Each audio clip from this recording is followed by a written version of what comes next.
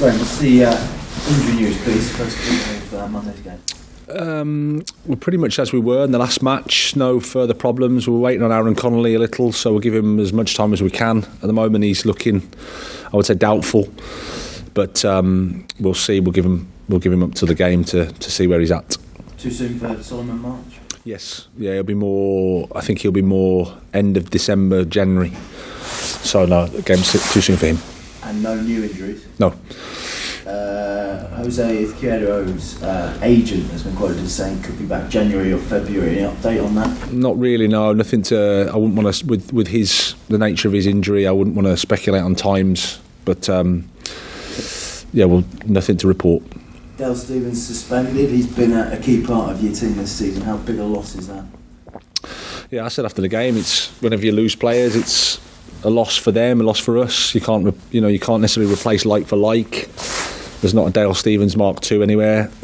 Obviously we've got other options, other players with different attributes, different qualities, and we have to look for that solution. That's what it is. It's exciting for the group because somebody gets an opportunity to play, and then the challenge for us is to find that the right solution. And who's vying for that opportunity? Well, there's a few. Depends which way we go, but there's a few. We can be quite flexible with it, but obviously Yves Bissouma is one as an example. Alan Moy can play there. Davy Proper can also play, shift the midfield around. So yeah, we'll see how training. We've got two more training days as well. Everybody's been training well this week and looking fresh. So we'll make the call later on towards the game. Crystal Palace have got some injury problems, particularly at left back. Could you capitalise on that, do you feel? I think whoever they have, they've got a good squad. They've got good players that can replace. It's part of the challenge for everybody at this stage of the year. I think everyone gets issues and problems, so it's normal. We have to focus on us and find the right solution for our squad, and then do our best in the game. What have you made of Palace this season? Yeah, good. They've got the points, they're organised, they've got some really good players. I like Roy's, talks a lot of sense. As an experienced coach as you're going to get in world football. Huge admiration for him. And then the team is like I said, well organised, and has got a clarity about how they want to play, and they've got the points, and they're impressive. A bit like yourself, you started your career out in Sweden. Was there any sort of influence from your point of view when you made that decision in what he'd done previously? Or do you admire what he did? Yeah, I wouldn't say it's necessarily an influence in my decision, but then as soon as I went over to Sweden, I understood his influence in certainly Swedish football, and the respect that everybody has of him in Sweden is incredible, and rightly so. And then the more I understood about his career, the more I respected him, because he's been all over Europe. He's made a career of himself, and a fantastic career actually in terms of where he's been and the clubs he's been at and the experiences he's had. I think he's an example for every young coach in terms of how he's built and sustained a career in the game. So yeah, I've got a lot of respect for him. And do you think the job he's doing at Palace, do you think they're punching above their weight in that sense? It's hard to say. I mean, he's doing a really good job. I haven't got all the information and data around what they shouldn't have got in terms of points.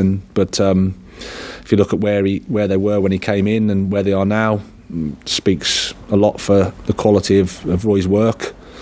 But then you don't get to his time of his life and still be working at this level without being very, very competent in what he does. And what about the rivalry for this game? It's be your first Palace-Brighton game. What have you made of it? Yeah, I've been reminded of how important it is pretty much every day. So that's going to be. It's always good. These games, they're important, of course, for our supporters, and it's important because it's the proximity of the two teams and the clubs. And I'm sure my memory of Selhurst Park is always lively. So Monday night with the Sky cameras there, it'll be a good atmosphere, hostile atmosphere. It's something that we're going to have to deal with, and we're going to look forward to it. Do the players get it? This week, does the intensity lift a little bit?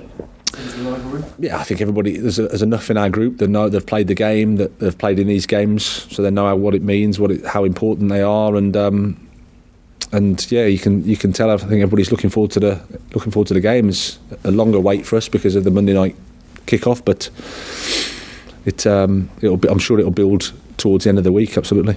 It's a big period now through to the new year. If you go well through this period, and on the other side with a good festive run of results, do you feel like you could be looking at European qualification this season and talk about that at all?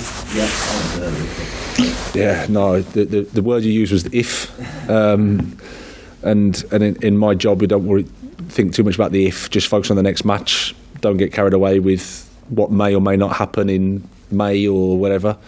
Focus on the next game. Try to improve. Learn from what we've done. See if we can get better. That's it. Keep it simple. What do you think will be key in this busy run of fixtures coming up? Well, you have to play well. You need a bit of luck. You need to keep people as fit as you can. Have that competition with the group. We've got a good availability. People are competing for places. That's good. We need to recover. We need to play well and be lucky. It's as simple as that. And in terms of January, do you envisage strengthening the squad much? No, I've not really. As I said before, that a club should always be looking at every window to see if there's something that you can do to improve. But I don't think we've got the most out of this group that we have yet. We're still improving. We're not at our maximum. So the exciting thing for me is, and the focus for me is, how do I help the guys that are here now to reach their maximum level and to carry on improving. Same time, if there is anything we can do, I'm sure we'll try. But again, January isn't the best time to get that right person, right player, right cost. Sorry, talking about cost. Have you been told if there'll be funds available for you to dip into the market if you want to?